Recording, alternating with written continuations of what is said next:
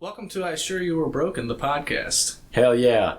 Episode 2. Episode 2 for real this time. We have a couple, No, we don't, Brandon. We're one-take wonders. We sit down, we start recording. Oh, let's take that from the top. Cut that out. Yeah, it's all in the editing, my friend. But whenever there's no content to edit, you know what I mean? Yeah, yes. Well, you know what I struggle with? Like the non sequitur editing. It just takes a little more effort, I guess. Because it's like, Yeah. it's nice to do stuff in sequence because it's like if you make a reference to something at the beginning of the episode, you know, if you just go in order, that reference will make sense at the end of the episode. But if you're trying to like do shit out of order, you might, I don't know. It just doesn't make as much sense to me. It's hard. Yeah, man. What's a non sequitur? Is that like, does that have to do with the equator? Or... You being serious? No, I know what it means. Just maybe other people don't know it means, so you should tell them. Do you like Norm Macdonald? Yeah. He passed away, but he's a funny guy. Oh man, I'm sad now. His first episode of his podcast, he was like, why don't you explain to the audience at home what that is? And he's like, no, I'm not going to explain it. It's his guest. Yeah. It's Super Dan Crenshaw, something like that. And just every fucking time he would mention something, he's like, I went down to Walmart. He's like, well, for the folks at home, what is a Walmart? I haven't checked out his podcast. He's very funny, dude. He's so funny. He was Pigeon in Mike Tyson Mysteries. Yeah. He's the best fucking character. He's great. So they recast Death in Family Guy, but he was the original Death in Family Guy, wasn't he? No, it's the other way around. Really? Adam. I thought he was the original Death, and then he was recast. No, it was Adam Carolla was the original Death. Huh. And then or maybe you might be right. I think he was the first Death. Because I can't do Norm Macdonald either, but he's definitely got the fucking Norm Macdonald voice. Well, I don't know if I can either. Fuck. It's hard to It's do, just been man. all day with bad impressions. Yeah. I don't know if we just don't fucking practice enough or what. I just love. I think of the Billy Madison scene, like, hey Billy, I just had the funniest dream. Where's Billy? Billy? Billy's at school, man. He's like, oh yeah. I forget who brought it up, but they were talking about how, you know, like, I've never been so drunk that I hallucinated a penguin. You know what I mean? Like, they were on acid. There was no implication that he was just drunk, though. Yeah, no, it's like clearly there's some other substance involved there, but they're just, you know, it's almost like it was written in the script. Billy got too much sun again, but what they didn't imply was they dropped acid and got drunk at the pool, right? Yeah, that's what I mean, that's fun. I like getting drunk on acid. Okay, so for the record, Norm Macdonald voiced the character of Death in a second season episode of Family Guy. He was I can't speak. Subsequently? He was subsequently replaced by Adam Carolla in all other appearances. Oh, very good. See, so you're telling me to fuck off? I am telling you fuck off. I just wanted it to be for the record, you know? Not that I was right, but I just wanted to know. But I just remember Death, he'd be like, he was telling Lois, he's like, what did he mean? He's like, oh yeah, okay. Maybe you could do something for me. And she starts unbuttoning her blouse. He's like, oh, what are you doing? I was talking about a foot rub. Not bad. He's like, not bad though. Was it the Adam Carolla or was it the Norm Macdonald one that's like, hang on, I'm not finished holding my sides. Good question, man. That might be Adam Carolla. I can't. They're not very similar, but I think they're both Canadian. I can't specifically remember like the entire first appearance of Death. That's more interesting news. Family Guy is officially off of Adult Swim. Oh yeah, man. Which is crazy because the end of an era. They essentially saved Family Guy. So it was the DVD sales, but it was also moving the reruns to Adult Swim, and then they ended up getting unique new episodes. Like they never aired Wish Upon a Weinstein or on the Fox Network. Yeah, well, that was all because of the Fox Network, but Adult Swim was like, yeah, I don't care. You never see it anymore because I'm pretty sure they got sued by Disney. Make my wish I have come true. I need a Jew. Yeah. Hell yeah. So that's kind of sad because. Yeah, man, that's my childhood right there, gone. Yeah, and it just I didn't realize until people started bringing it up. It's like the whole reason that that show was able to do what it was at the time was because of Adult Swim basically promoting it and believing it. Was there a reason they took it off of Adult Swim? I know that like Seth MacFarlane has been voicing his disdain for fucking Fox, and he's like basically, I wish I wasn't partnered with you, Fox. And he's literally like verbatim said like, basically, I'm ashamed to be partnered with you. Multiple times. That's why all of Seth MacFarlane's shit is on other networks now. But like Family Guy is still on Fox, obviously. But he's like, it's like one of those things like, it's like the necessary evil. Like, he's like, all right, well, fucking Family Guy's on Fox. Nothing I can do about that. Fox fucking sucks. Here's my new show on TBS. Like shit like that. Yeah. It was the Orwell on TBS. I don't know. I'm throwing out like. I know that TBS had like their animation block, and they ended up just buying basically all of Seth MacFarlane's, the licensing to run it on their channel as well. But that's Turner Broadcasting, and I don't know if Viacom owns Turner or you know what I mean. Like, there's so much political shit behind the scenes. Full disclosure, man, I've been out of the fucking cable game so long, I couldn't tell you anything about any network. Yeah, I just know like, oh, Seth MacFarlane got a new show, like shit like that. Kind of interesting is that I was watching The Simpsons and Seth MacFarlane had a voice appearance. He wasn't playing a character. I mean, he's playing a character on the show, obviously, but he wasn't doing like a Family Guy character. He was just doing like they just wrote a story and they were like, would you like to do the voice, be the guest voice for the week? Seth MacFarlane should do guest spots where he does shitty impressions of his character. Hey, Homer. Hey. He's just doing impressions of his characters. Hey, come over here real quick, Homer. Yeah, hey, nice to meet you. I'm your new neighbor. Yeah, anyways, I was wondering if you could help me here. See, I got my penis stuck in a garden hose. That's the thing. It's like, are you ever gonna see shit like that on Fox? Because now, Disney owns Fox, and I feel like they've been pretty good to The Simpsons, but I also feel like they've G'd it down a little bit. You know what I mean? Like it's who does the voice of Roger on fucking American Dad? That's Seth MacFarlane. That's what because I was thinking like pretty sure I asked for pecan sandies. These chocodiles, Francine. Oh my god, these chocodiles. Oh my god, these chocodiles. I can't do Roger either. Did you watch the latest episode of Evil Dead? Are you subscribed to the channel? Yeah, definitely, man. Oh yeah. Yeah, I'm definitely. Yeah. I was just wondering if you got the notification when the video went up. Yeah. Because it just seems like, I like our videos even though I upload them, but it's I try to get the ball rolling. You know what I mean? I'm like, maybe if I like it, other people. Oh yeah, I'm sharing them. I share most of them. It's hard.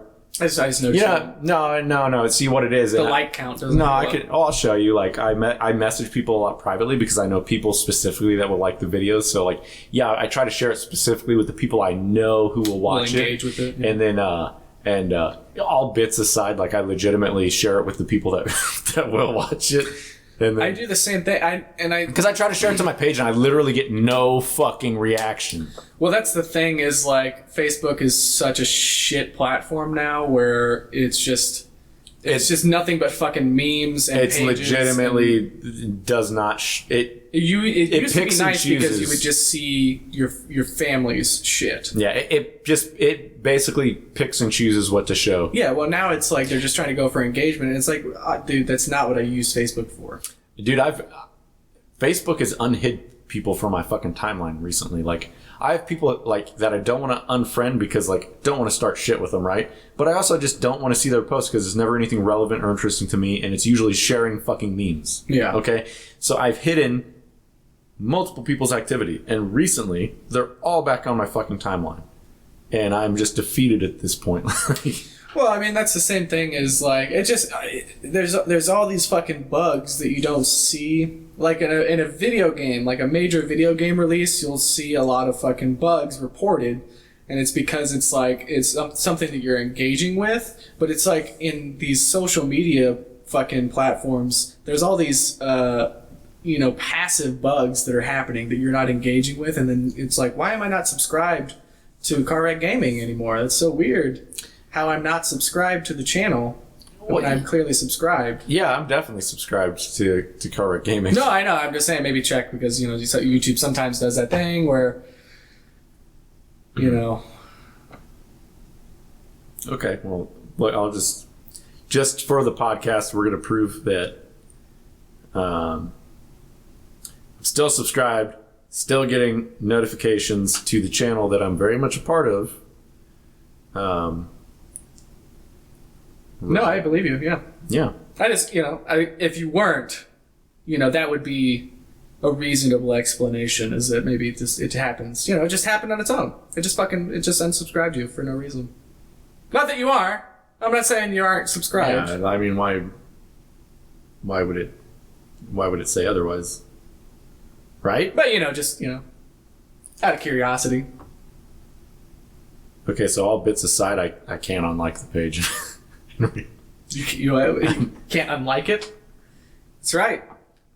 What's your fucking car wreck? You're in it for life, bitch. It's like legitimately, I'm clicking it. It's a beautiful day to stay inside. Something like that. God, we're fucking good at singing and music And sex. and sucking each other's dicks. That was the sex part, but I was going for the vague approach. I meant for the metaphorical.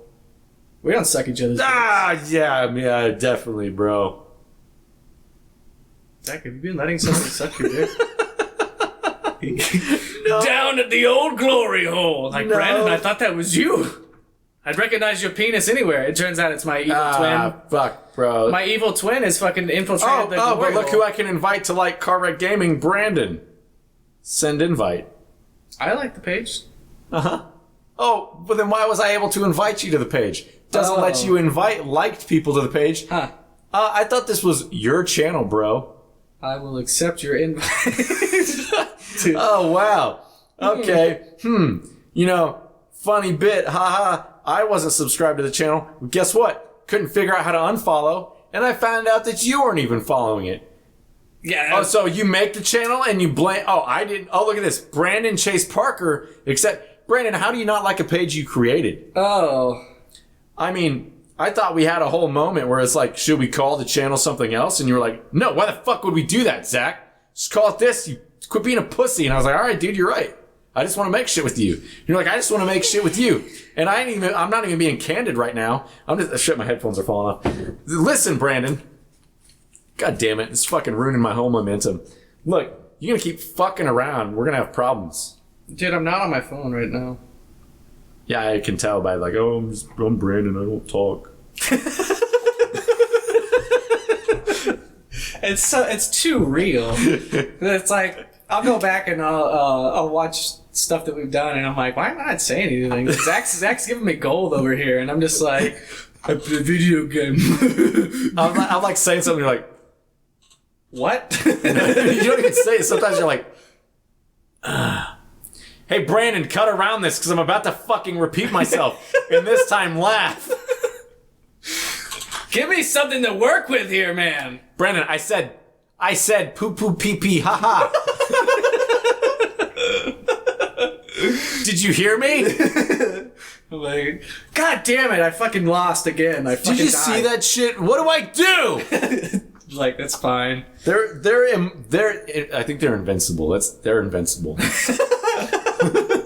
Well, then it's We like, gotta close all the portals. well, then you're just like helpless because like I'm not paying attention. So like, if I'm not gonna the respond, only thing that my mistake is like I just like, why am I repeating myself? yeah, it's like they heard me. It's like the audience. heard me. Just move on. I didn't get the reaction I wanted from Brandon, which I was hoping he would laugh so I didn't feel like a dumbass. But that's fine. Yeah. Well, no, it's like No, Brandon. Look, I don't need you to laugh. It's the truth is the truth, okay? Frogs are gay. You're not responding to my commentary. They were born that way, if anything. All right, it's not a choice. The only one on the right track here is me. I'm a patriot, man. I'm fighting. I'm on the right track, baby. I'm on the right side of history. Because I was born that way. I'm a man of the people. I'm here to tell you the truth. It won't be long before we're bent over, getting fucked by our bull mastiffs because the government wants us to.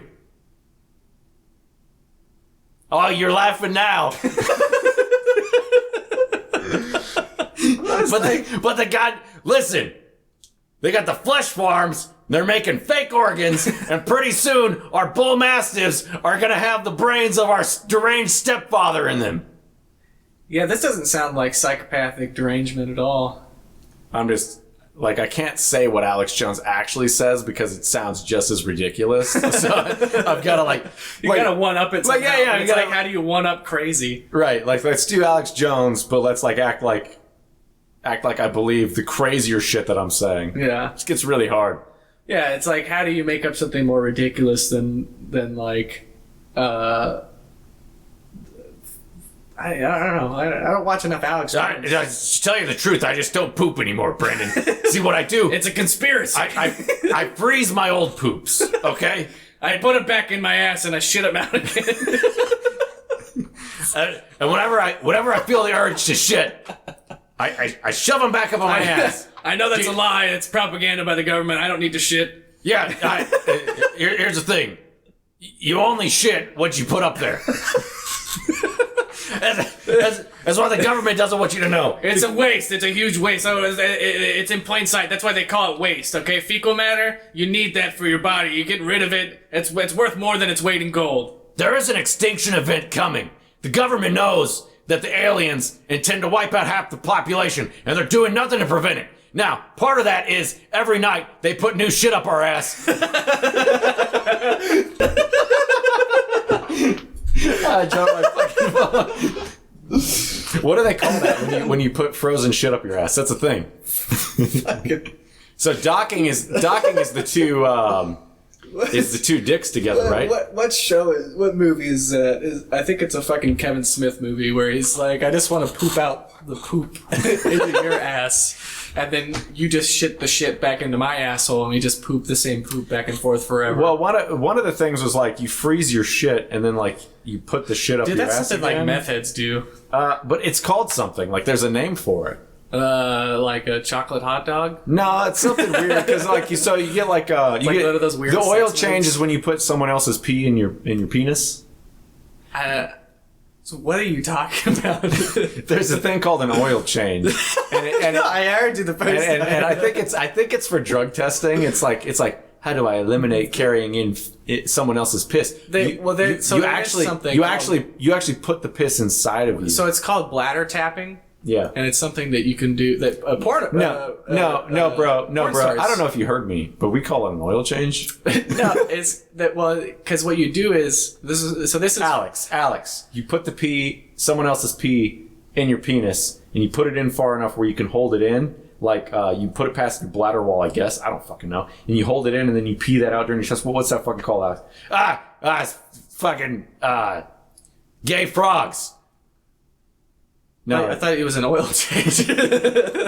Yeah, it's everyone's fucking working against me in this room. It's so it's a real thing. I have some info on this. Actually, I said it was a real thing, and it's called an oil change. No, I have other info. No, so not just piss, but they have this. They have. Okay, this isn't gonna work. I'm kicking the microphone. They have like fake cum, like sterile fake cum that you can do, and porn stars use it to get a bigger cum shot. But what you do is you empty your bladder, right? So you don't drink anything, so you're dehydrated. Yeah. Much like professional athletes do whenever they're cutting weight, they dehydrate themselves. Can I just stop you right there? Are you telling me that they just don't eat celery to get the big cum shot? No. I'm not saying all the time. Like obviously, like there's natural ways to increase semen production, but what I'm saying is that if you want to get like an unrealistically big cum shot, like I'm talking like like a liter of cum, you can take a catheter. Do you know what I do though? I just suck myself to near completion and then stop. And you just get like a buildup where your balls are basically... you got to do it. You got to do it like every half an hour. You just like do that, and then by the time you actually fuck, like that night, it's like it's basically the You edge, it's the elevator scene from the fucking Shining, but with cum. but with a cum. Yeah. Yeah. So if I can finish my story, Yeah, man. I'm sorry. I'm just like, bladder tapping. yeah. You take this fake cum, you put it in a catheter, and like you reverse catheter all this fake cum inside yourself, and then you just pee it all out, but it looks like a cum shot. So you jack off on camera, and then when you're like you want to cum, air quotes, you fucking just piss, but you shoot out all that fake cum, and it looks huge. I really appreciate your insight on the industry, man. Don't ask me why I know these things. No, you know what we're gonna do though? What is it called when you freeze your shit, put it in a condom, and then someone fucks themselves A with it? chocolate popsicle? I don't know.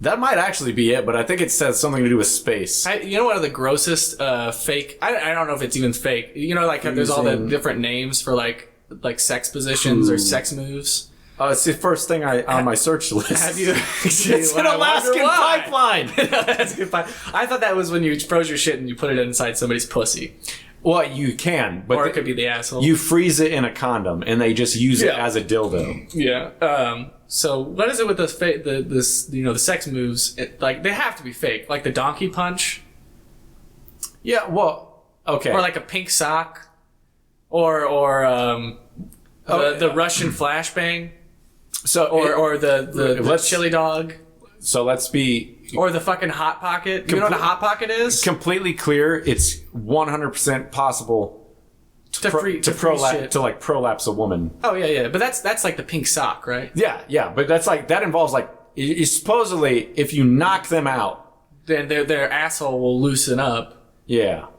and thus allowing you to pull out their rectum through their asshole. Yeah. So that's like supposedly a real fucking thing, right? Thus allowing you to pull their rectum from their asshole. But there's things on Urban Dictionary that can't be real. Like the one thing where like it's a dead body. Like it's like you take a dead body and you bury it in a swamp.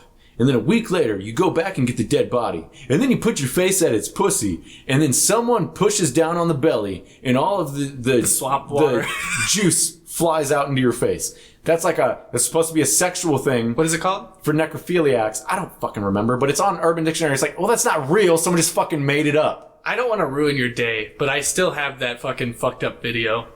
It's from a movie, so it's not real, but it's just like the concept of it is just so fucked. Oh, the one you were telling me to watch? Yeah. I'm not going to watch it, Brandon. I think we should film it. I I'm think not we should gonna watch watch it it. and we should film I'm it. not going to watch it. Becca watched it. So let me compare you to my wife real quick, Zach. Yeah, because I think you're capable of being equally as funny. I have to choose my words carefully here. Yeah, well, at least she can turn to Jesus with her fucking problems. What am I going to do? Turn to Satan. Baphomet. Well, I don't believe in them. I just say I do because it sound edgy. Because that's my fucking edgelord. She's like, dear God, please take those scarred memories from my brain. I love you. Protect my family. Amen. Okay, I'm Tread carefully. It's like you want to continue to be friends. Not by my choice. I'm just saying. We won't be invited. She's gonna put hexes on the front door, and you're gonna be barred from entry. You're gonna feel unwell Look, in your spirit. I'm not insulting her. I'm just saying what she believes and what I believe are two. Like I think I'm just like, You're just raw dogging life. You don't have anything I'm to like, drink. oh fuck. Well, just drown your sorrows in a beer, dude. Well, that's the problem. Like, the more problems I have, the more beer I have to drink, and there's only so much beer before you start like, creating more problems. You can tell me something's fake all day. Like I've seen some fucked up shit in real life, and that looks fake. And then true. you watch movies, and it's just like I'm so fucking convinced because it's shot so well. Like Yeah. ah, I don't want to get too far off topic. We were talking about weird sex moves. Have you heard about I think it's called like a spicy hot pocket. no, It's where you shit in a girl's vagina. yeah, that's And it's like a hot pocket. I Don't know. do that. You will kill a person. Yeah, it's like that's what I mean. It's like there's all these horrible things. They're not real. I just kicked the fucking mic again. God damn it. Yeah. They can't- I like the angry pirate. It's whenever you're about to finish and you spin her around real quick. Like, so you're doing it doggy style, and then you bust it in her eye purposely. Like you Oh, you gotta come kick her eye, in the leg, and then though. you kick her in the shin. Yeah. Well, you gotta come in her eye first so she's not hopping around. you fucking bust in her eye and then kick her in the shin, and then she's That's hopping true. around. Well, it's like ah. Spider-Man was a thing. The Houdini. in Spider-Man was just you come in your cupped hand, and then it's like seagulling where you fling it in their face, but you do the Spider-Man hand. Yeah, but it's usually less of a prank and more like consensual sex. It's all of these are doggy style, by the way. Like you do it doggy style so she can't see you come in your hand, and they're like, "Oh, turn around, baby." You don't let her know you came. Yeah. She turns around and you go, "Wah!" and you fucking throw the cum in her face because you're web slinging. Yeah. So you're Spider-Man. Well, like, Soulja Boy did the whole thing about Superman in that hole. Well, what is Supermaning a girl? It's whenever you come on her shoulders and then you place the sheet on her back. Yeah, but it sticks to her. When realistically. How is that ever going to work? You just implied you're raping a girl because not if you ask for consent first. If you say after you go to sleep, I'm going to jack off. I've never met the woman, so ideally Superman. I think you have met the woman. The definition of Supermaning is fucking the chick from behind, coming on her back, putting the blanket, letting it dry, and then she's got a cape. Yeah. But I've never met the woman that goes, I'm just going to let that happen because once you come on her and throw the blanket, she's going to go, okay, so let's wipe it off, and then we'll cuddle. If anything, she's gonna just use the sheet. So I just feel like, okay, now you're implying that the girl was unconscious and you got away with that trick. Yeah. What about the Houdini? Have you heard of that one? No. It's another doggy style. Can I just guess? Sure. Fuck. Let me think. Don't confuse it with the old switcheroo. I got it. So Houdini. Are you ready? Uh-huh. Fucking a chick doggy style. Uh-huh. Your appendix bursts. You fucking die. You tell her to punch you in the stomach real hard. You're like, it totally gets me off, and then you fucking die. You die from fucking sepsis or whatever it's called. Fucking sepsis when you just like, whenever you're in excruciating pain, you tell her not to call the hospital. You just fucking lay down for a nap and one day and die. You tell her like, hey, no matter what, if this is my last fuck, then it's my last fuck. Yeah. No, that's close. That's not So the Houdini is whenever you fucking are. Oh, is you put her in a straitjacket, you dunk her in a fucking tank, and you drown her while you're fucking her. Yeah. Okay. You're like, come on, you gotta escape. I've got the key. You gotta get out. That's called rape. It's not funny. Why are we? It's called rape.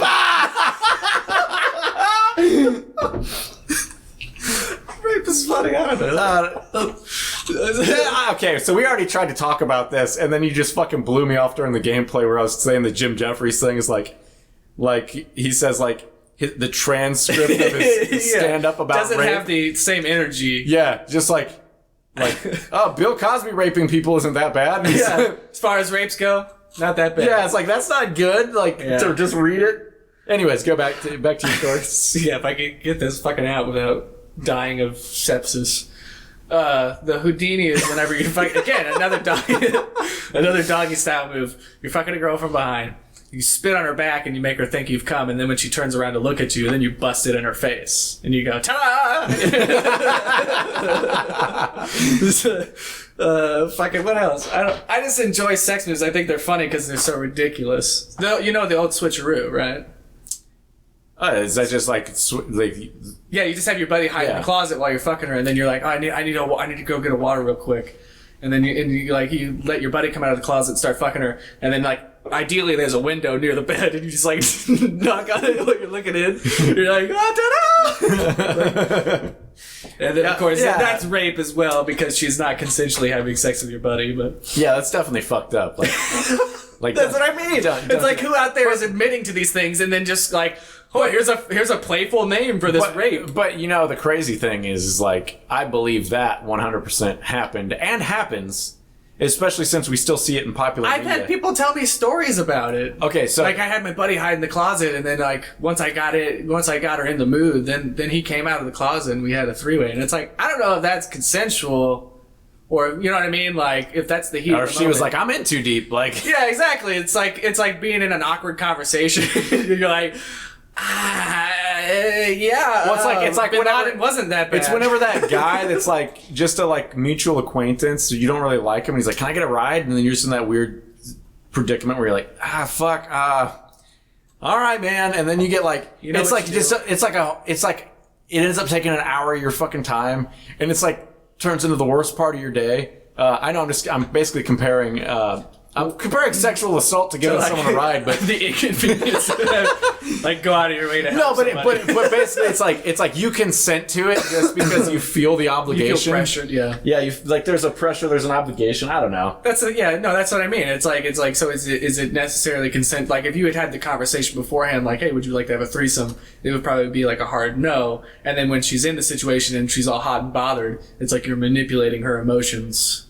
You know what I mean? Because I mean, there's always I mean, this is really hot. This might be hotter. Like, I don't know. Yeah. Could be, but yeah, it's definitely like it's a... Kind of like how I coached you into a threesome. Yeah, that would have been cool. And just touch sides. Yeah. That's hot. Yeah, I'd be into that. Yeah. Like rub wieners together. Yeah. I'd do that now. Like, we'll just go get a pocket pussy, and some of those have like... The open ends, yeah. Yeah, we just go in each end, and then just each Just hold feel it. good, yeah. Ah!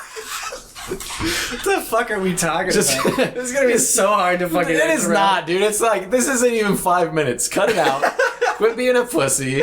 Keep the part in about like. So me and Brandon think it would be hot if we rubbed wieners together. I want a clean take of that audio. I like doing shit like that when I'm editing. Just like throwing in like something out of context. Like on the drinking and drawing, you started playing. I cut out like an hour of footage from the drinking and drawing because they were just so hard to wrangle. I was hoping. And like it was bad.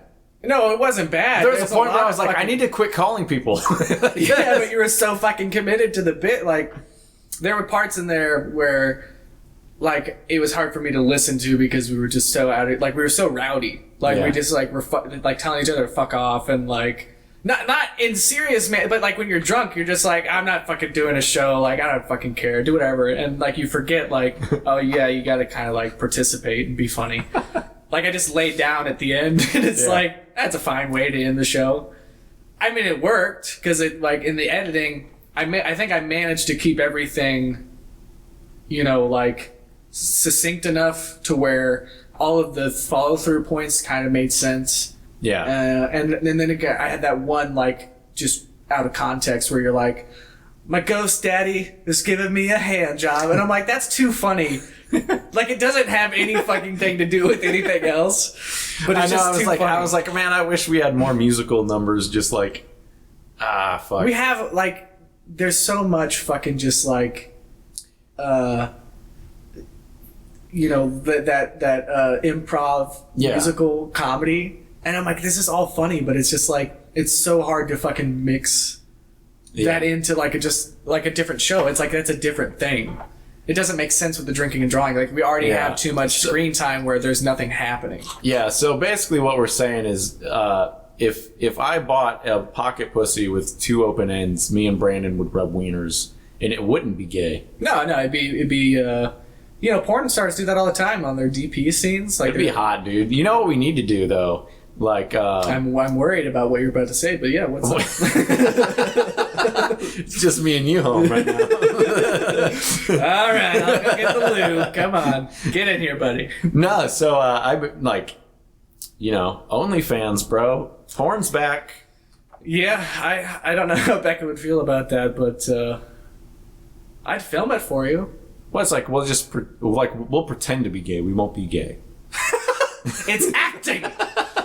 I'm a professional thespian. Come on, dude. Like, I assure you, we're Broken Podcast. Like, we're best bros, but like we have gay sex, but we're straight. Like, yeah, we do like the uncensored. Put our numbers through the roof. Have you seen I think Matt and Ryan talk about it on Super Mega. They talk about the fucking how to have straight sex with your bros. Dude, it's like a book on Amazon. I was gonna buy you that book for your birthday, and I pussied out and got you a D&D starter set, like Rick and Morty starter set.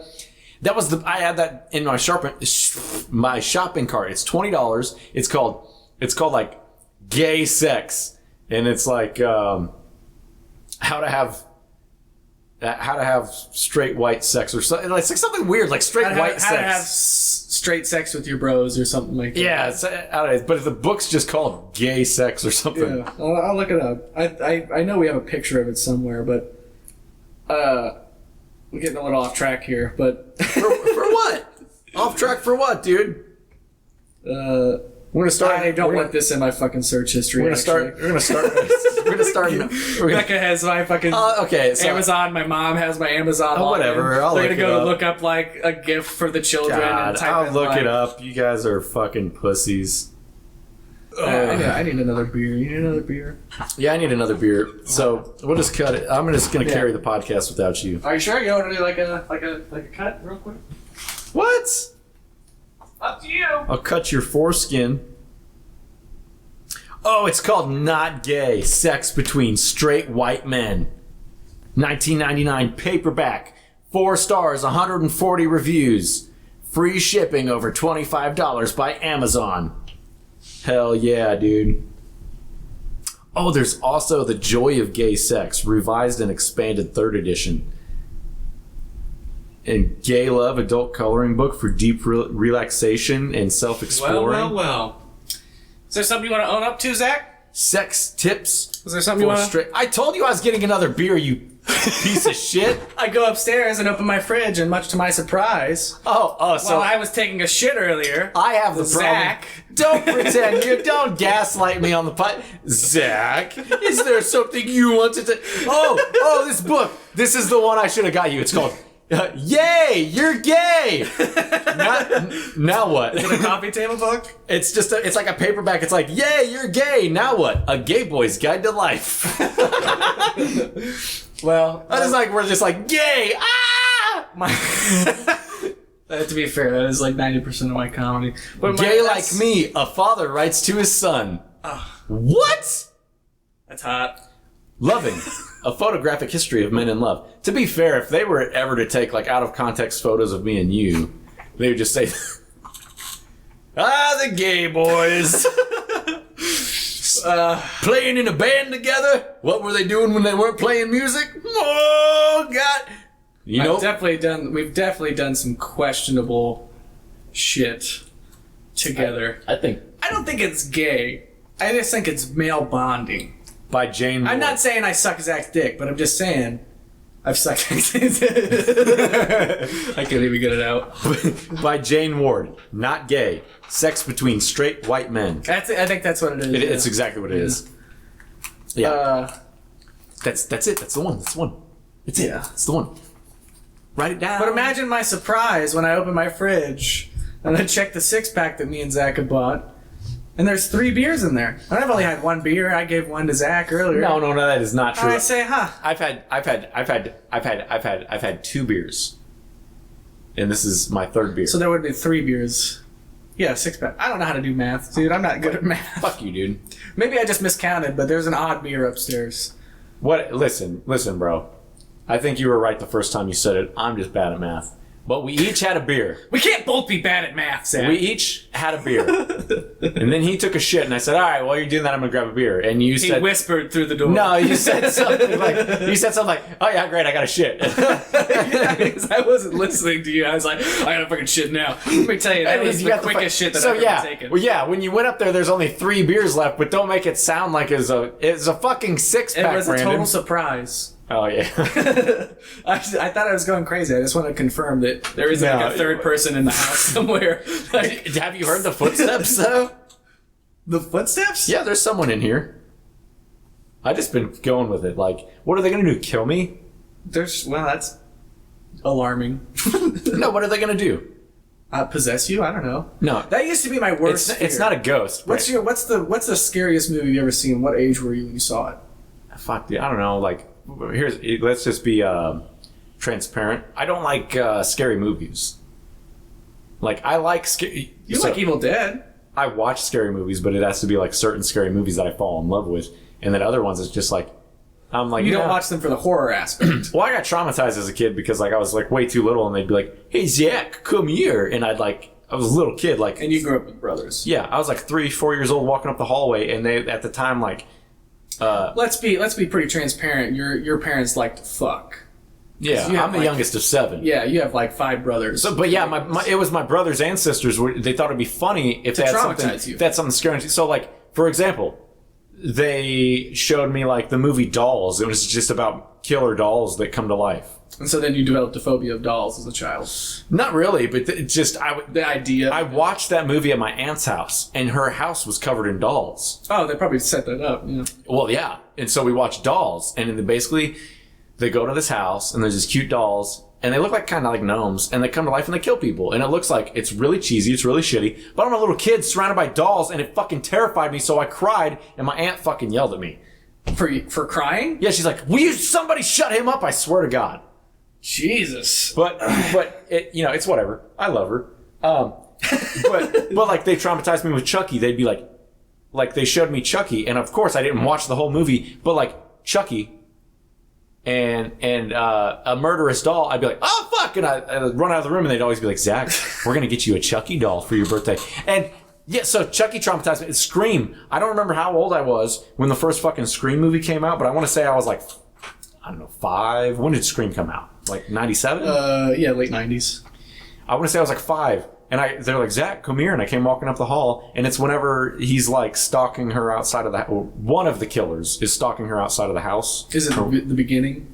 I don't fucking remember. Is it the phone call scene? I don't remember. But it was just one of those scary scenes. It's just it's at the time. Yeah. So it was obviously it has the mood music and has the scenes, and it's obviously a horror movie. So what the fuck? I'm guessing the lights are off. And so it's like yeah, it's ambient. dark in my fucking house, and they made me walk up a dark hallway, and they show like this dude with a knife in a fucking costume. So what did I do? Of course, I fucking ran back to the room. It's just shit like that, like. We're learning a lot. I didn't know that. No, so if you're asking me, like.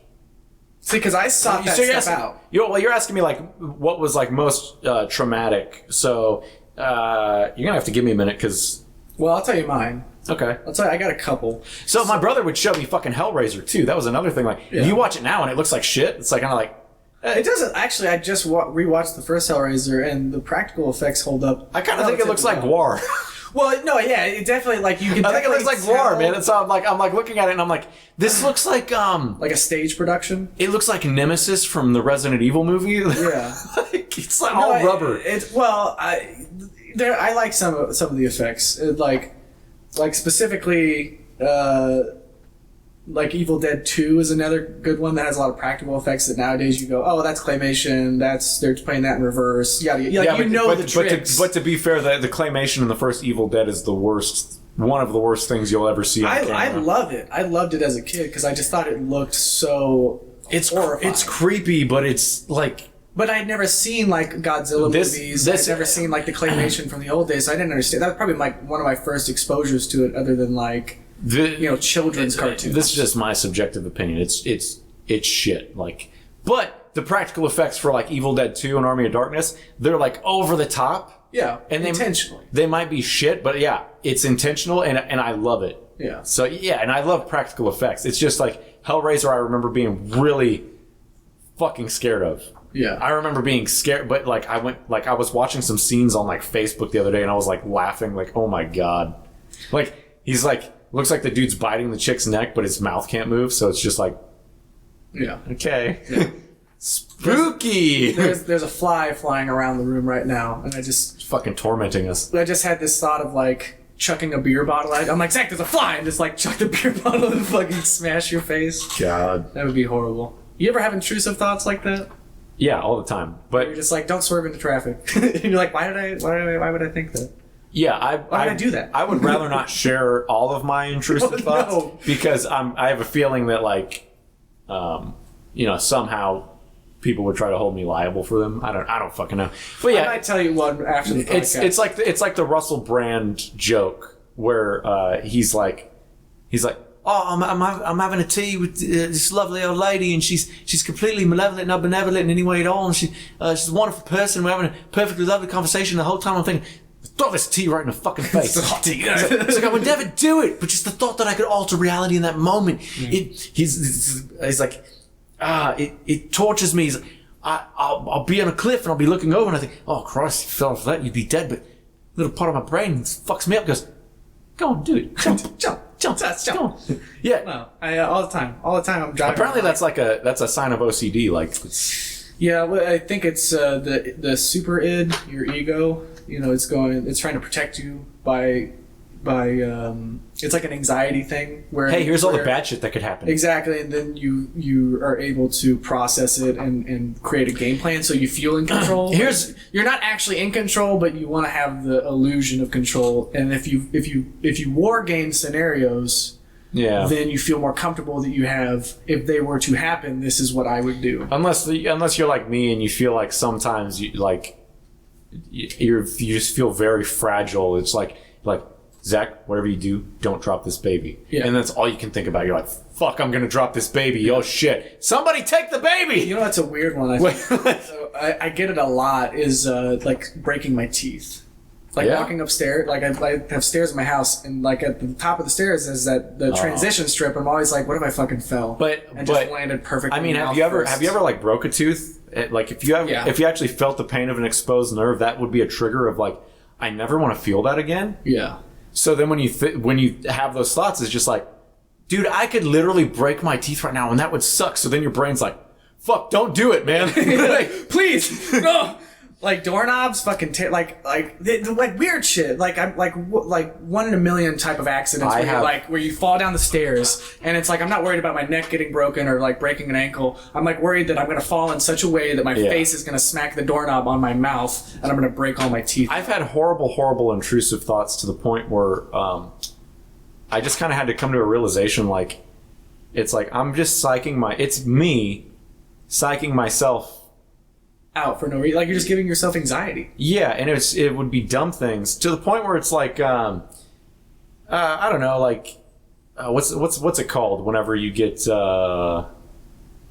you think you're sick. What's that called? Hypochondria. Okay, so you get that hypochondria thing. You're like, fuck, am I like developing some schizophrenia because you don't understand like? And it's like but it's not totally irrational because some people do develop it later in life. Yeah, but. So to think it's a voice in your head like what schizophrenia would be, it's triggered completely by me going, what if I have schizophrenia? And then you're like, you hear another voice over here, you're like, what if you do have schizophrenia? Well, let's just use Russell Brand's example. Like, I could throw this tea right in her face. And then you think like, oh God, a voice just told me to throw this tea in her face. But no, what it was is you just had a fucked up thought. Yeah. It's called an intrusive thought. And it was not a voice that was separated from your conscious, because the implication of schizophrenia is that it's like a voice whispering in your ear and you have no control over it. But mine are strictly triggered from events like that. Like it's basically like you have the intrusive thought. In your case, don't fall on these stairs right now. Yeah. And it's like he's talking to me again. Yeah, he's trying to get me to fall on the stairs. Oh God. Yeah. Help. No. Yeah. The weird thing is. And I could be wrong on this, so look, do your own research. But we are not mental health experts, and we honestly, this is all just top of our head. We're not. This is our subjective, ignorant opinion of what we think intrusive thoughts and schizophrenia is. And by the way, like if I am undiagnosed and should be getting help, I mean, I don't know. Feel free to reach out at Carreg Gaming. Yeah. Dude, we fucking like, comment, and subscribe on how I need to get help. Our message response rating is very fast on Facebook. Anyways, so in actual schizophrenics who hear voices, who have auditory hallucinations, when they do scan MRIs, I think, or maybe CTs, or specifically they're measuring neuroactivity in the brain while people are having episodes. The part of the brain that's responsible for hearing actually lights up, so that it's like the brain is literally hearing. So it's not, you won't hear it inside your head like your inner monologue. Yeah. You'll hear it like specifically, like you can look up videos on YouTube where it's like the schizophrenic experience, and they're like, use headphones for this because they want like a surround sound type of effect. And like you'll hear voices behind you or to your side or in front of you, not inside from your own head. I've heard the if it's an auditory hallucination, I've heard the what the fuck is the game called? There's a game. Her lie I tried to believe. No, it's something like Hell. Is it Hellblade or Sin? No. What the fuck's it called? It's got the woman. Sin. Yeah, is it Hellblade, the Xbox game? Yes. I think it's called Senua's Sacrifice. I think it's called Hellblade, but it's supposed to simulate like a schizophrenic. Really? Well, you're supposed to play with headphones because it's supposed to be like.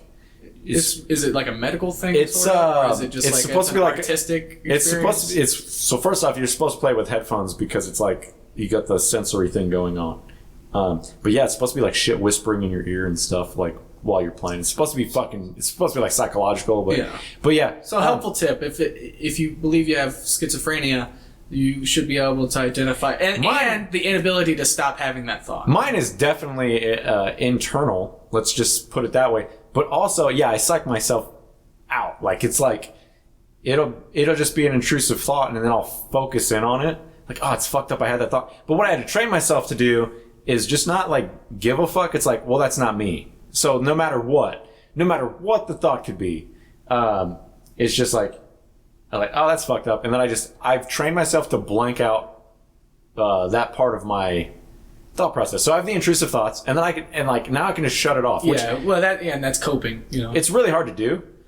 And there was a time where I thought I was going crazy, but that's a lot of people that experience OCD apparently say that they thought they were going fucking crazy. yeah. It's just because you can't really control your thoughts and necessarily I don't know if it's the rate of thought that you're having, but it's just you focus in on something like that And then you find it difficult to move past.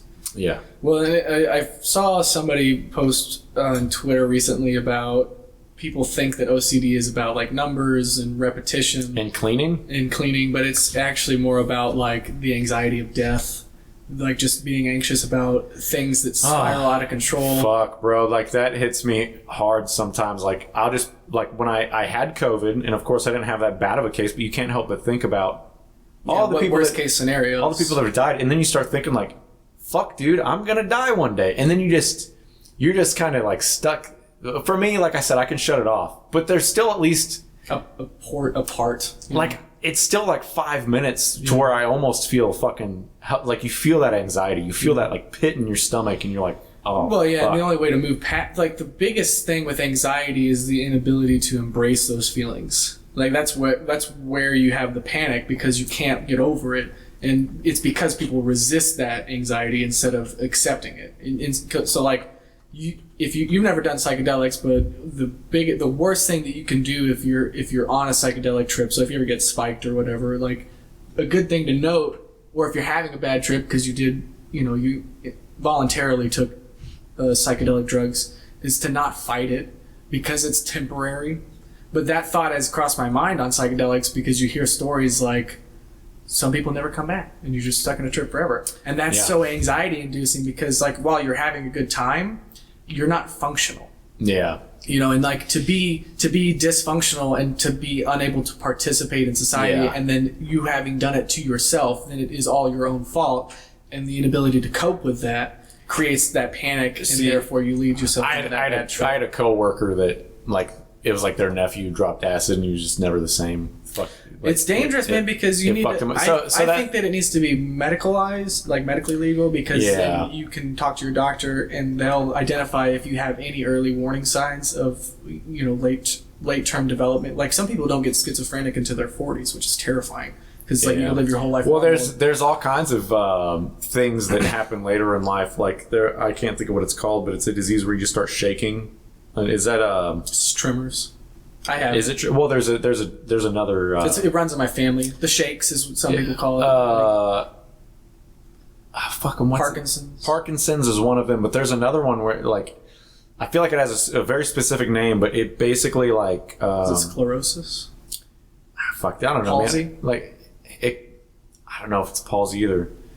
But Parkinson's is probably the closest we're going to get to it in our conversation. I mean, Michael J. Fox didn't get Parkinson's until But without googling it, but there's mid-30s, I guess. We remember we watched like videos on it in high school, and they're like, yeah, you can get tested right now to see if you have it, because it doesn't develop until later in life. I'm terrified of dementia. And so there's like, the people look like, they look.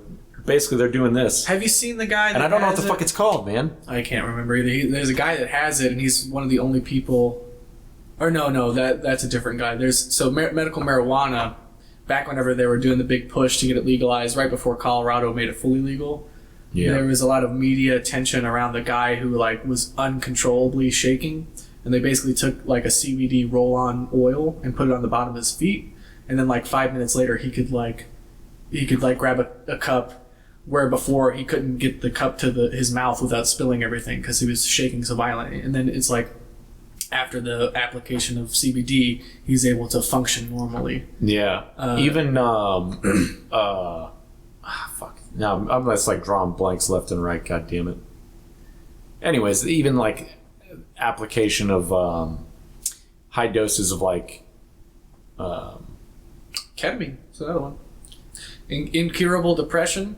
Like Yeah. people who are what is it, drug resistant depression, where like they'll give you antidepressants and you still want to kill yourself, or like you still like are incapable of functioning. It's like most people have depression and they're still able to live their daily lives, but they're just sad. fucking high doses of cannabis. Yeah. That's what fucking word. I'm a dumbass. High doses of fucking cannabis is like, oh, you got seizures? You don't have seizures anymore. Like, Yeah. it's like shit like that. And Yeah, it's crazy. And but they don't give you the THC. They'll just give you the CBD because that's the anti-inflammatory part. And Trying so to they look can up give it to, you shaking. can even give it to children. Just tremors is one. The shakes is sometimes what it's called. Palsies. here we go. Shaking disease, not Parkinson's. I mean, there's essential tremor.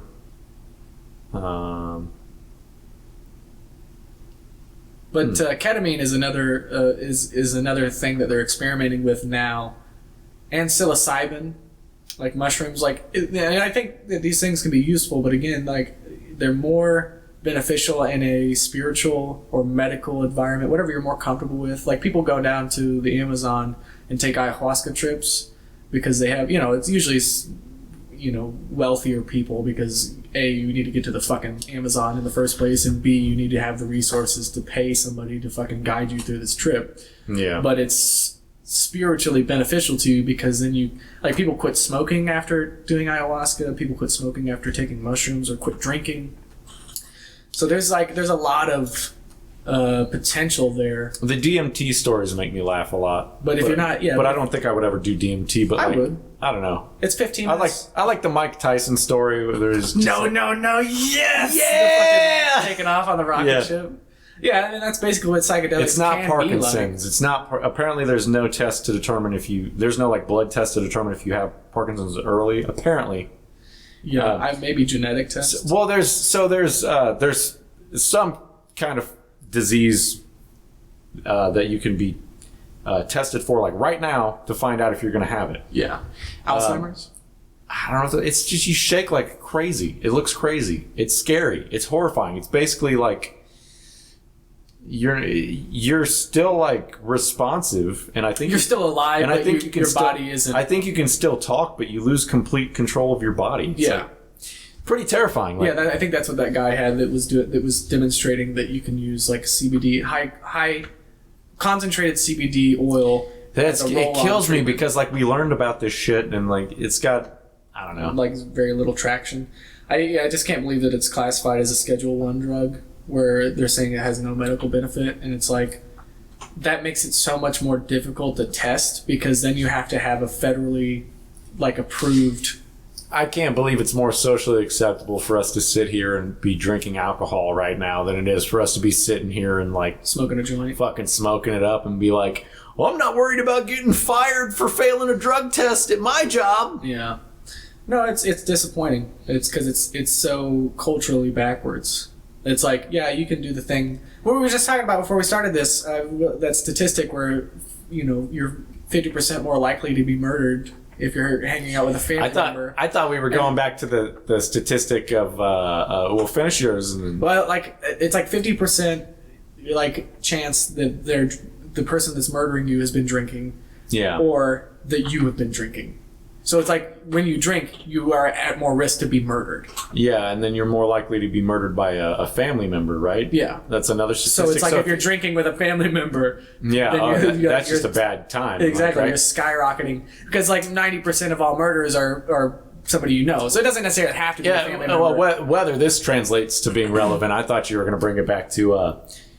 I think we need to stop voting, mail-in voting in some places and continue it in other places. And it's like, really? Really, Mr. Trump? Yes, and of course there's more corona cases being recorded, but we're testing more. So if we just stop testing, there would be less cases. And it's like, yeah, statistically, but like, yeah, but in reality, you're just those like, cases are still happening. but either way, it's just like this stupid basic fucking, if you quit breathing, you will pass out from lack of oxygen before you continue breathing. Yeah. It's like, thank you, Mr. Trump. Yeah. For 1 + 1 = 2. You know what's crazy is Your example was the fucking best though when I brought up the fucking syrup and the pancakes. It's like, was it waffles and pancakes? syrup and pancakes. Like Pancakes taste better with syrup. pancakes taste better with syrup. Therefore, if we stop putting syrup on pancakes, they will taste bad. Thank you. And it's like, yeah. Thank you, Mr. President. All right, that's all the questions I have time for. It's like, fuck, dude. That's it. That's just how I felt. One of my favorite Trump moments was his he did a lot of press conferences, which I loved because Biden doesn't do any, and it's just more content. You know what I mean? It's like it feels good to consume content like that because it's just like that's the guy. That's the fucking guy. Biden did the best press conference. He did some good press conferences. He doesn't do as many. The black kids like to play with my leg hair. That was before he was president. When's the last time he did like a presidential address, like where he's just talking, like just taking questions? You know, our whole channel now is gonna be like, yeah, the black They're kids. fucking right-wing conspiracy theorists, fucking pieces of shit. Ivermectin. They liked how my hair would turn blonde in the sun. Corn pop. They turn blonde like a box of corn pops. Gotta have my pops. What are you talking about? That's Joe? what Kim Buju O'Malley would say. I gotta have my corn pops. Is that Kim Jong Un? No, Kim Anyways, O'Malley, my black friend. Just as talented as my white friend. I learned so much working in this community. The black guy threatened me. I beat him with the chain. We took him out back behind the gym and beat the hell out of him. I learned about cockroaches. I said, son, you ever come back to my pool again, I'll fucking drown you. Hey, that's my daughter. Hey, get over here real quick. Come stand with me. Everyone, that's my daughter. Isn't she beautiful? Come here. Oh, God, I love her. Twist her nipples a little bit. Is that on? You're right. I am almost doing Obama. Get over here. I love her. I love her so much. It's like that's my daughter. God, get over here. Fucking when pets start to look like their owners. It's like Joe Biden was his VP so long, he starts to sound like him. Yeah. It's Obama 2.0. He's even better. He's white now. He's old, white, and decrepit. Like Biden was the VP, and he's just like, no, I'm definitely not Obama. I'm Biden. You know what's awesome is there's just a soundbite of him saying the N-word with a hard R. Yeah, let's say it right now. Okay, 1, 2, 3. We just insert the Biden clip. Yeah. Fuck! Why did you say that? I don't know, dude. I just thought you were gonna say it too. I didn't know. Oh God! I didn't know it was a bit. I thought you wanted to just say the N-word like we usually do when the cameras aren't rolling. And our friend, our black friend Steve is here. Oh shit, Steve, get the hell out of here! I told you I didn't want to see you in here. Yeah, it's like, we only say the N-word when Steve says like. All right, man. No one else is listening. Go. Steve uses his black telepathy to like search for black people in hearing distance, and he's like, "All right, coast is clear," and he's got his hand up to his forehead. Like, look, man, I can only give you one pass daily, so get it out of your system and let's get back to work. Yeah. Yo, bro, I never left. So, serious, real talk. Movies that traumatized me. Yeah, and we're back. Just had a quick piss break. Zach peed in my pussy, and I peed in Zach's. Now we got our oil change. Feeling good. Feeling like I need to pee still, but that'll go away. Fuck, bro. Oh no. Oh, Ashley's gonna be off of work soon, and I did nothing. Don't tell her, bro. Don't tell her. She'll be totally mad. She'll be so mad, dude. Yeah. Oh my God. But she's lucky, man. Like, she's lucky we found each other. Like, she's lucky, like... Zach and I do this thing. I don't think she just spreads her puss and I just do whatever she wants, man. Like, she's... Like, and I'm lucky that she lets me do it, man. That's true. You know what's funny is we're both so secure in our friendship Yeah. and we love each other's families. Like, I would never suck your dick because I've got the extra tooth and it would hurt. Well, and you've got so much respect for Becca, but yeah, that's fine. Oh, yeah, man. I just mean like, there's a moment, I don't know if you remember, whenever like Haley was much younger, and he was showing us superheroes he'd drawn, and I said the worst thing that you could say as a joke. I was just like, it's not even that good. And it's just like, it's not even that original of a fucking name. And you just busted out laughing. And I was like, that's such a mean thing to say, but it's like, it's only okay because we're such good friends. Like, we're so secure. Like I love your family and you love my family. So we can just say horrible shit about each other. And it's like, the worse it is, the funnier it is. It's like, Well, yeah, it's I not hope they all die in a bus accident. It's like I never thought like I would never think for a second you were serious, especially like if we're weighing like who's the better friend here. I feel like you go out of your way more than I do. Like if you specifically ask for something, I deliver. But I'm the kind of person that'll be like, dude, this fucked up thing just happened. And you're like, do you need anything? Here's this for free, and you like just throw shit at me, and I'm like, yeah. Dude, stop. And you're like, you're fucking taking it. And I'm like, okay. No, it's my treat. And just shut the fuck up and get in the car. It's like, okay, dude. And I'm just kind of like, I don't know. I'm more of like, anything you need, man. But seriously, ask me because I'm dumb. Like,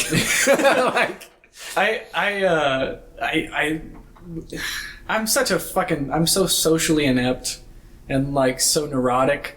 Like I don't know what friends are sometimes. And then, like, I'll hear, like, somebody smarter than me explain what a friend is. And I'm so like, I should just give him $200? Okay. No, it's like somebody that... So I heard a good definition. I'm not going to say who it's by because he's a divisive political person.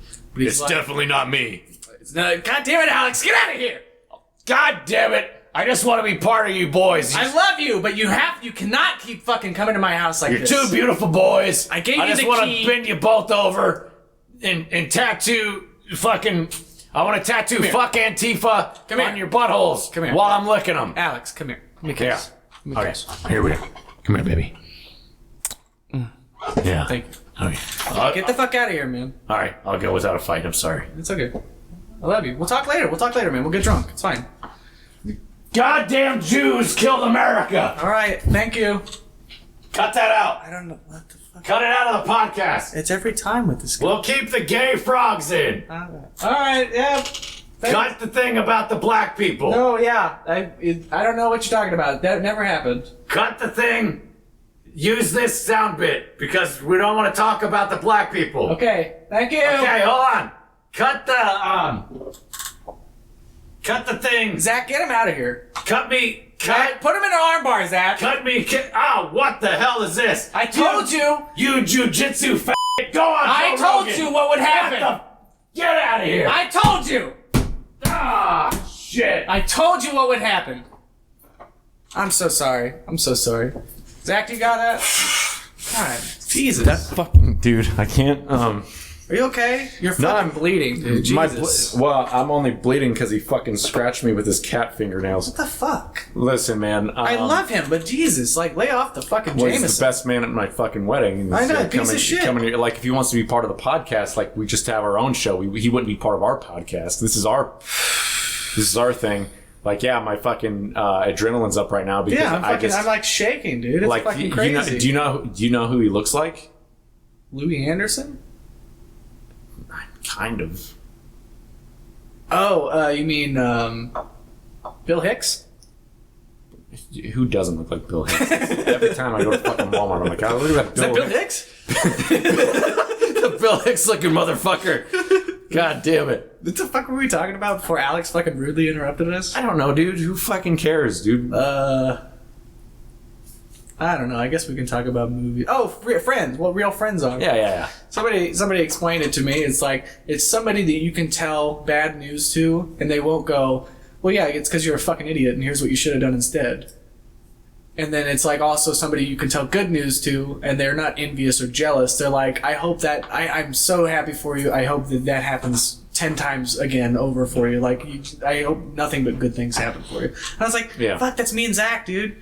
Like, I'm like constantly. So like, I have friends that I brag on, like, so specifically, like, this dude is more of an acquaintance than a friend, but I call him my friend.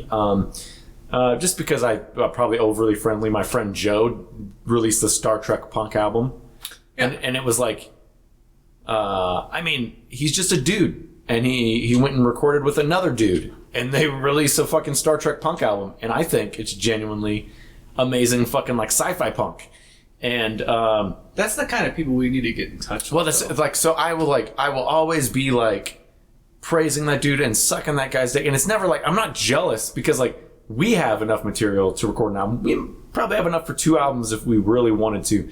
But I'm more of like, there's a part of me that goes like, oh God, like if I could just record. But it's not like I'm jealous. Like it's inspiring. Like he did it, and I just felt like this. Like I'm so happy. Like he got to do it, and I'm so happy it came out so good because it brings me joy. Like the song, and I'm not even a Star Trek fan. Full disclosure. Don't give a fuck about Star Trek, but the songs are so good. Yeah, it's like fuck, dude. Now I would just want to like understand every reference. You just want to watch Star Trek. But that, I mean, that goes into like yeah. Part of me does go like, oh man, like hearing it doesn't. It does. I'm not jealous. It just makes me go like, and like, fuck. I need to record my stuff now because it's just like. He can do it, so can I, but it's mostly just like, I'm just so like fucking like, I'm telling everybody to listen to him. Like, I blew your shit up. I blew on I'm like, dude, go listen to Red Shirt's Revenge. Yeah. It's fucking hilarious, man. They're awesome. Yeah. I mean, but I think that's why you're a good person is like, you don't just go out for your own gain. Like you promote people in a way that's selfless. It's like, I have this amount of pull with my friend group. Like people like I think that that people respect your opinions on music, and so that you have the ability to suggest things to them. But I mean, it's all bullshit. But that's part of being a friend is like is like doing what's in your power to fucking help your friends. Yeah. I mean, yeah. It's all subjective bullshit. I'm like, dude, this is really fucking good. Well, no, like I'll write a song and I know it's shit, and I'll send it to you, and you're like, I love it. I'm like, no. I'm not just saying I love it. Like, no, I know. That's what I mean. I do send critiques when needed. Like, I will suggest things like speed this up, slow that down. Otherwise, but it's that's good. But that's the other part of being a good friend. You've purposely ignored my suggestions and went a completely opposite route because you were writing something more along the lines of like a folk punk song, and the next thing you know, you're sending me this this song that turns more into like, I don't know what you would call it, like electronic folk pop, and it's just like, oh, it's way better like that. Fuck because my suggestion is just gonna sound like generic folk fucking punk. Well, it's gonna sound like you, and it's like that's I want that because I think that you're a great songwriter, like lyrically and musically. You have an innate keen sense for like what sounds good and why it should be that way. But also I like the sound of like when you get the electronic drums and like yeah, and then you get the fucking synth in there and shit, and then maybe you throw in some guitar and it's just like it comes out, it's just like it's like this lo-fi punk that's so good. Yeah. Brendan Kelly just did a new album, and he's got like a song called Shitty Margarita, and then he's got one called Black Cat Boy. I think I've heard it's Margarita. It's like lo-fi punk. Yeah. Because he kind of adds, it's just these shitty electronic drums. Yeah. And just like he adds like synth in there with like an acoustic guitar, and then it comes out like, God, it's like I think that's where the punk spirit is now, is that lo-fi kind of like electronic, because it's like, but not necessarily like all of it, but there's still classic punk. I feel like you got the audiophiles out there that are like, oh, if it sounds bad, I can't listen to it, but like if it's a good enough song, like a cell phone recording is good enough for me. Yeah. And that's why like that lo-fi punk shit appeals to me so bad, is because like I think remember when we were recording on those shitty fucking computer mics? the fucking bendy ones. Yeah, like it's just a wire. We would record on those, and then we would add a lo-fi effect on top of them. Yeah. So because then it sounds intentional, but it's also born out of necessity, and I think that's the most punk thing of all. It's like you write the song you want to write. Like you don't have to follow a 4-chord structure. You don't have to fucking do power chords. You can do whatever you want. it doesn't have to sound pretty. Like It doesn't have to sound pretty. It shouldn't sound pretty if it's, in my opinion, if it's true punk, it shouldn't sound too pretty. That's why You know what I mean? that's why I'm defending. Like, I feel like I should be able to record an acoustic album with my cell phone. Sure, master it, but then release it. And you're not gonna get the highest fucking quality audio, but you're gonna get a live album. Yeah. And technically, you could do it, and then you get the audio files telling me no. Everyone. We're just gonna say everyone. Everyone's telling me I'm the idiot, but I stand by. It's like, look, it's my subjective opinion. How did AJJ get famous? You know, Hey. they fucking were doing literally like cell phone camera quality as far as the like video and audio, and they were just doing live shit. And then they finally got enough money to go into a studio, but it still wasn't perfect. They did plenty of stuff in the studio, but they did it live. But to be fair, I would argue the quality of some of their actual recordings, but I love it. Look, dude, I love lo-fi. I love if the song is good. It doesn't matter. If I can distinguish vocals from the instruments, you know what I'm saying? Like, Yeah. If one, that's why I think if one is not overpowering the other, if there is a balance in even if it's low quality, if it's good, it's like it's good. That's just my opinion. I And want to go back through and remaster some of the stuff that we've done because I know so much more about audio compression now, and compression is like one of the key factors into making sure that your audio is going to sound dude, the same once you start adding in instruments. Look, Because you man. can record a great clean vocal track, and if you listen to it solo, it sounds fucking amazing. But then you throw fucking guitar, drums, bass, fucking Hey. synth keyboard on top of it, and then you lose the vocals. I've heard mainstream pop and rock radio, all that bullshit. I don't want to be a part of it because I don't like most of it's just shit. It's overproduced shit. So, it sounds too- good. It sounds good, but it sounds too fucking good. Like, Yeah, it's I too don't- I don't clean. know. It's too soulless because it's just like it basically goes to that same production assembly line where they're like, yeah, you need this amount of bass and you need now this needs to come in on that, and the voice needs to sound like this, and you're gonna auto tune this, and it just becomes a pipeline, like a production pipeline that takes all the soul out of like just doing it. Like, you know, like just like us getting Yeah. together and fucking doing 1,000 fucking takes until we get one that we like. And it's like you're not gonna be able to reproduce that as easily as if you didn't just have that production pipeline, but it doesn't necessarily make it better. And I think just because it's cleaner. I think part of our hindrance is just lack of equipment, but also like time. we're using an amp, and we're using like basically the stock settings on the head, and some of my favorite bands like Queens of the Stone Age, for example, will go Out of their way to out of their way to create sounds. Yeah. And we haven't done that. And I think that's something like we could at least build a pedal board. You know what I'm saying? Like we could at least get something Well, because the that will problem give us a sound. You know, Yeah, the problem is that a lot of our songs end up sounding samey. Well, our because- buddy Nate made the point, like, I don't like the guitar sound. It's like, well, we don't have a fucking pedal board, so like. Well, not only that, it's like some of that just needs to be done in post. True. Can be done in post. It can be done in post. And in fact, to the point where my buddy used to record with my acoustic guitar, and he would add distortion in post to the guitar. Yeah, it's doable.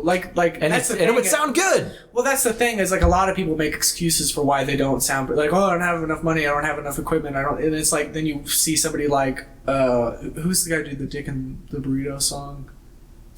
Oh, that's my buddy. That was my buddy. No, that's my buddy Jake. We'll just say Jake. He he gave us he wrote a song, recorded it, and then gave it to us. Said, "You guys use it and do what you want with it." because it wasn't, which is It sad. wasn't It's something something that he couldn't put his name on. he felt like his family Wouldn't understand. would not appreciate him doing. So- Regardless of our feelings on it, like you have to appreciate the artist's wishes. But he did that by himself in like a day. And this isn't a shoot, like, so this is a straight shoot, I should say. I'll put it on here. I have the fucking Yeah, audio. I'll put a sample of it right here. Hey dude, I'm just hitting alcohol. Now quick, put your dick in this burrito. So, All right, what'd you think of that? It's pretty good, right? so it was a straight. What I meant to say is it's a straight shoot. It's a real fucking song. Like, Oh yeah, no, it's like It's It hilarious. sounds like something fucking Blink 182 Yeah, could have it's, fucking it's hilarious. released. And I tried to get him to like actually just record our band, you know, and he could build the drums digitally for us and everything. Yeah. Well, but he's off to bigger and better things. Yeah, he's doing college shit. Yeah. He's just a very talented guy. He's a great guy. He's a funny guy. I don't know him super well, but Well, that's the thing. Though. Well, It's the- like even though we spend a short amount of time with a lot of people, Yeah. we tend to fucking build. he's a the- great guy. He's such a genuine guy, But we have that ability to fucking like, and he's one of those people like create a meaningful connection. he With gravitated towards me and was just like, you know, he was really drawn to like my singing voice, and he thought, oh, you just have so much more of a punk voice, blah blah blah. And I recorded vocals for the Dick Burrito song, but his are just better for what it is, because like I don't like the way mine turned out. But also we were trying to record my vocals in a time frame where we didn't have time to fuck with anything. When he recorded his take of that song, he got to sit and just fuck with it. And for us, we were just trying to get it done and get out of there. And so like I have a copy where it's me singing the song, but you don't it's- like it as much. well, it's not. I don't think it's mixed as well as his. Yeah. I just think his sound. Like he says, "Oh, my voice. I sound too young, man." And I'm like, "No, dude, you sound fucking good." Yeah, that's the thing is like I notice that so like I'm in I'm in communities on Twitter, like depending on who you follow, that's the kind of content that you'll see. So if you follow a musical artist, then you'll get more musical content. And like there's tons of people who are just out there doing it as a hobby, like in art, music, video production, just different things. And it's like the amount of time that you dedicate to something is generally going to show better what your actual talents are. And it's like, yeah, if you spend 15 minutes making something, it's going to turn out like shit. And it's like, yeah, but I made it. And they're like, yeah, to a certain point, that is valid. But you really see people's ability to create whenever they actually have the ability to spend time on it. And I think that's what we're most limited by. Is like, if I spend 3 hours on a fucking audio file, like a vocal track, is it going to sound better than if I spend 30 minutes on it? Absolutely. But is it to what degree can I go higher? You know what I mean? Like, if I spend 6 hours on a drawing versus an hour on a drawing, the drawing's going to be better, but to what degree? And that's where you start to see people's like true potential. It's like, it's not what you can do in 15 minutes. It's what you can do until you're satisfied with it. And there's a point where you can continue to tinker with it and tinker with it and tinker with it, but sometimes you regress and you make it worse. Yeah. Because you overdo it. And that's kind of what I think is happening in like a lot of mainstream music, where it just goes down this pipeline where it loses all originality. Yeah, because like my songwriting takes like 5 minutes, and it doesn't I can't just sit down and write a song. What happens is usually inspiration hits, and then I write a song in 5 minutes. But that doesn't mean the song is done. Yeah. That means that I've got like this really great Idea. skeleton, this really great like starting. I got a foundation, and then like everything from like bridges, solos, like All that stuff gets I don't added later. The melodies don't get added till later, like because like I don't really write the closest thing to leads, I guess you could call, for our music is more of just like licks. some melodies. Yeah. It's an accompanying melody. It sounds nice. I'm never really like soloing them. I'm not sure. Yeah, I guess a lick is something a little more like freeform. It's almost like a drum fill on a guitar. Like Yeah. a lick is just something that's in the same key, in the same. Yeah, so I'm never really doing anything like super impressive, but I'm doing shit that like bands I admire do. I'm definitely copying. And again, it's like it boils down to like what are you How many years did it take me to write the Evil Dead song? That's a good question. At least 4 5. years? 4 or 5 years, yeah. It took me 5 years to write the Evil Dead song. How long did it take me to write the actual song that I play now? It's like, realistically, I wrote that song, I think, in 10 minutes. I was gonna say, how long did it take you to write fucking Jetpack? 10 minutes. Yeah, it's like some of the best songs are not necessarily like these things where you spend so much time on them. It's like sometimes it's just a really good idea, and then it just flows through you, and you get something that Well, if you can write, I can say I wrote the song in 10 minutes, but I could tell you it maybe took me you worked on it for longer. and maybe took me let's say like I wrote the song in 10 minutes and then it took me like a week to pick it back up to like actually finish it. You know what's funny? Do you know what I'm saying? Like Yeah. I wrote the song in 10 minutes and then a week later I spent the whole day and finished it. Or I could say something like I wrote the song in 10 minutes, got with the band, and we fucking grinded it out within an hour session. Yeah. And it's like, You got all the parts worked. that way we have more than one fucking brain on it. Like, Well, that's what's it's funny because the song "The Thing" that I wrote, that technically it was just like that's a one take wonder. that was like 4 lines in a fucking notebook is what it started as. Yeah, but it actually came from the Fish Taco song. Remember the Fish Taco song I did? Dear Jesus, please bring me Yeah. a fish taco. Same chord progression, same idea, same melodies. You know what I mean? Same ideas, which actually comes from Bo Burnham's "Art is Dead, Art is Dead." Yeah, I mean, you can hear the bass. You can like the bass chords in there. That's those scales. That key is all the same. It's all the same chord progression. And then that Fish Taco song turned into Jeff Goldblum. I don't know if you remember the Jeff. Yeah. Jeff Goldblum Yeah, isn't real. and then I was like, fuck.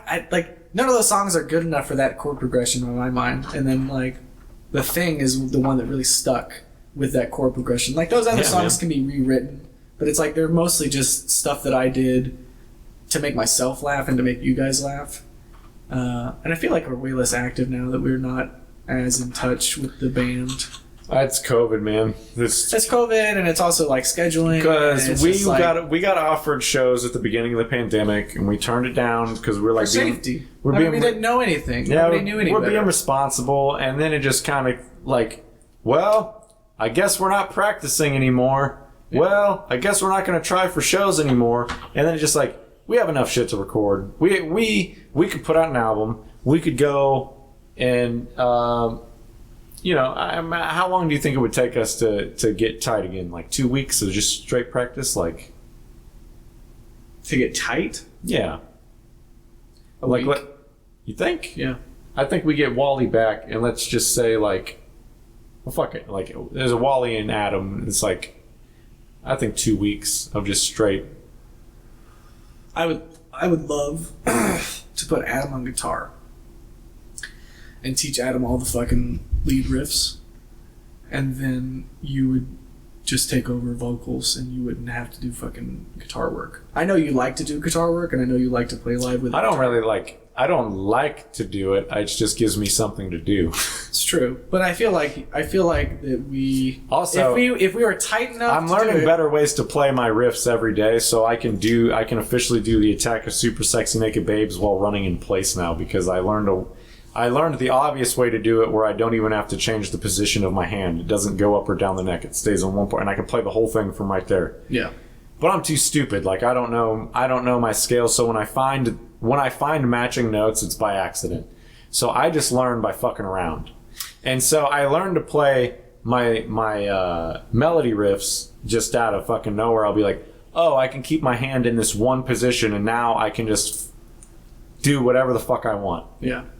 Yeah, I mean, there is something to be said about musical knowledge, and we definitely need to improve our overall, music theory, because I think it would add a nice bit of variety overall to our music. Yeah. But, we're good enough to do what we want, I think, for the most part.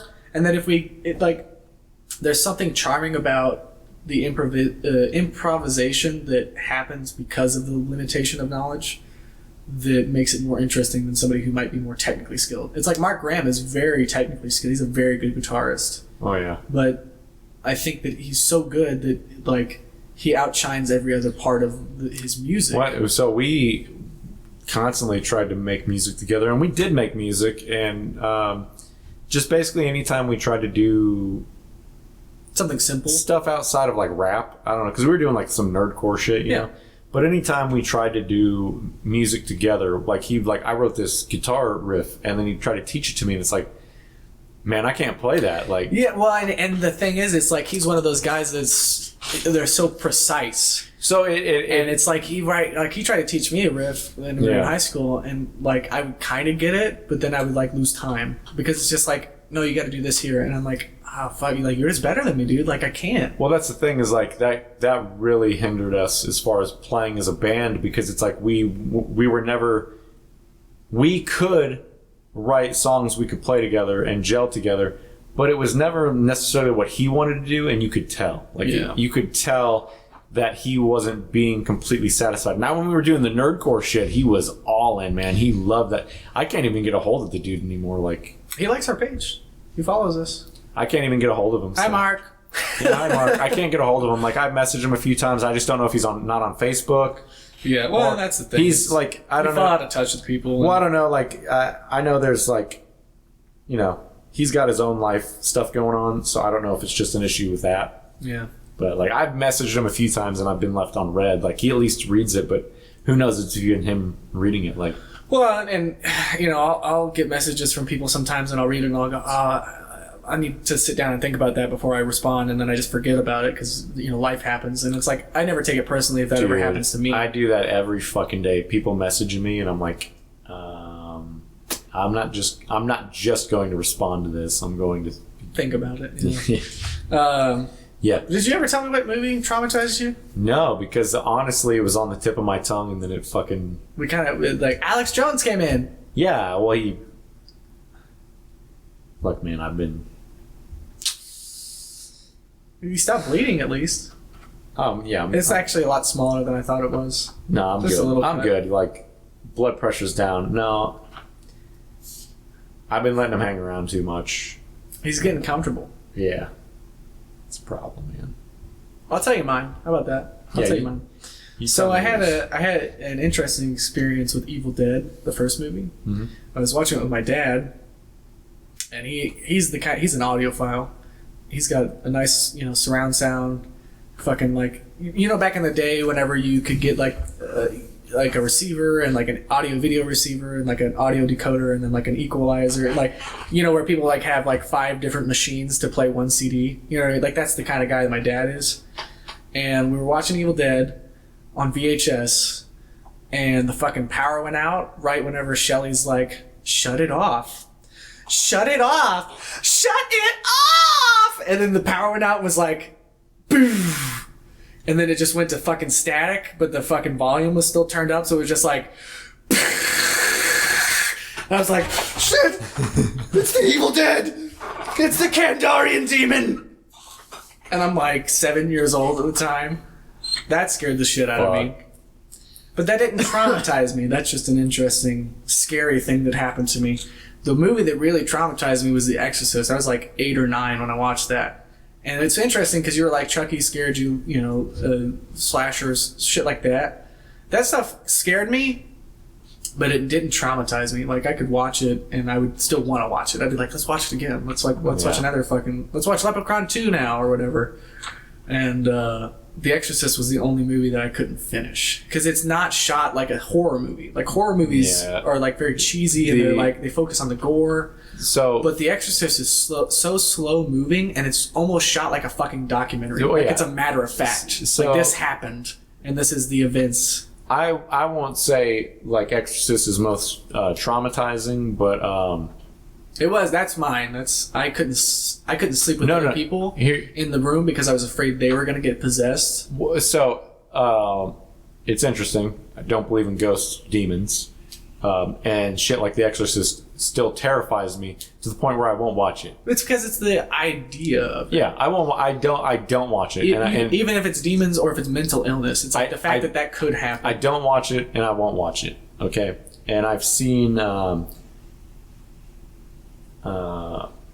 many demonic possession movie, and I just go, no, not for me.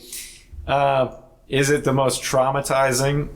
It's fucking terrifying, It's very scary. but I don't remember enough of it. it's the I only saw it movie- I saw it at a point in my life where I feel like I was a teenager, Yeah. and I was just trying to act like I wasn't scared. And what ended up happening is I just blanked out the movie. Yeah, you just weren't paying enough attention to it. Yeah, I just pretended like it wasn't happening. No, I was sucked in.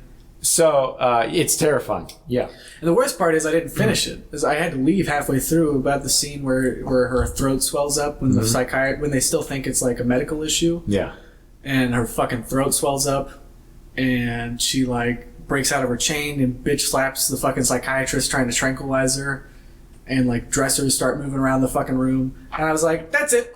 I was laying down on the couch, I sat up, and I was like, my legs were literally fucking like this, and I was like, I am terrified. Like, I am legitimately fucking scared. Like, I feel... See, like, I just feel like yours is so fucking justified, and then I'm gonna be like, no, I really can't get over that dolls thing. Like, yeah, Chucky's scary. It's like, Chucky traumatized me, man. Like, no, like, I had nightmares about Chucky, but I was never afraid because I was like, I just punch him if I saw him in real life. I'm just trying to think of like what the most traumatizing was, because I mean, obviously I relayed the stories like that was kind of scary.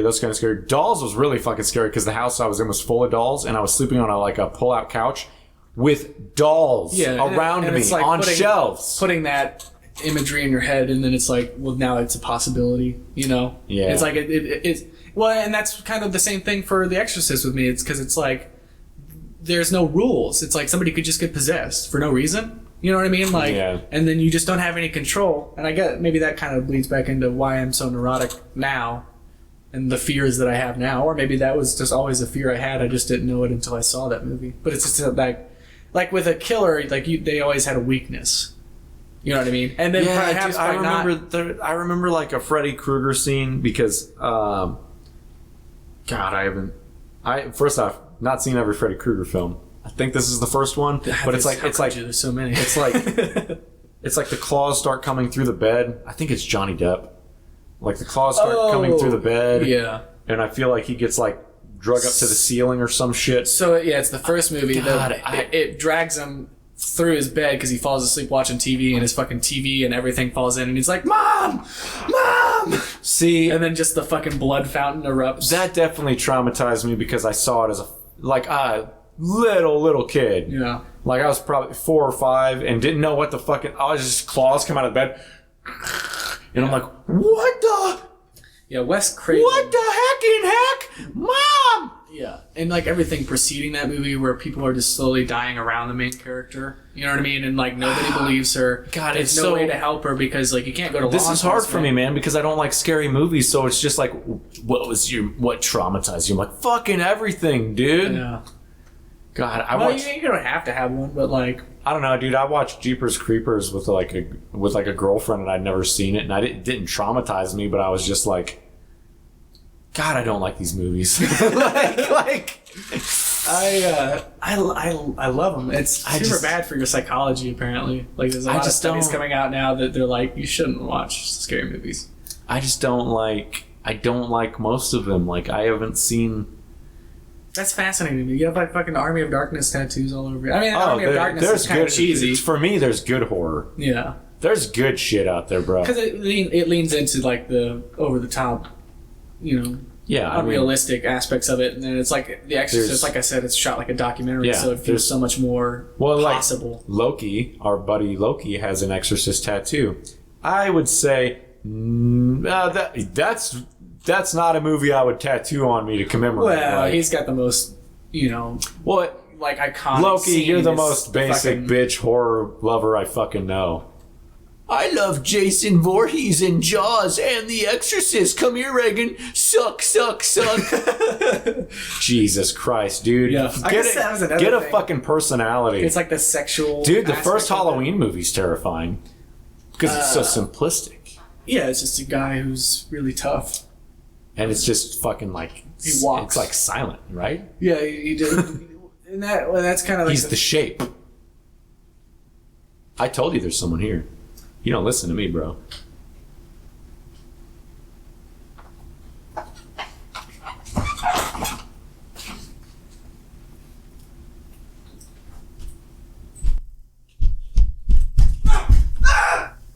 Brandon? Oh shit. Brandon!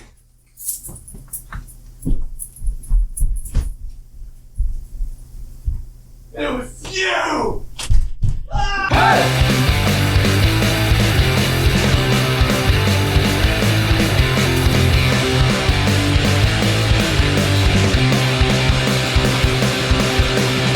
Hey dude, I just hit an alcohol. Now quick, put your dick in this burrito. Hey!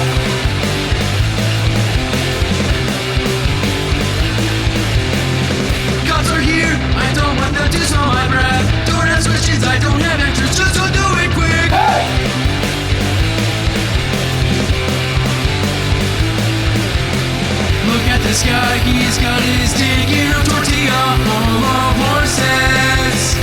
Fucking dumbass, there aren't any cops, you're just hot girls.